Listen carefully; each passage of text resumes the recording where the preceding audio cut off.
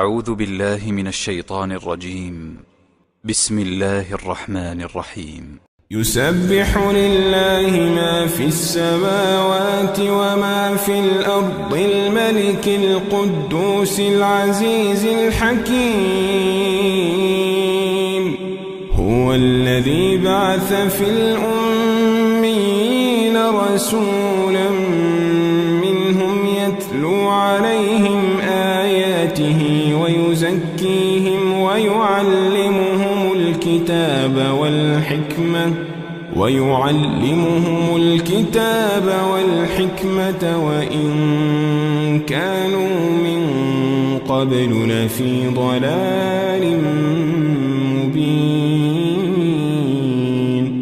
وآخرين منهم لما يلحقوا بهم وهو العزيز الحكيم. ذلك فضل الله يؤتيه من يشاء والله ذو الفضل العظيم.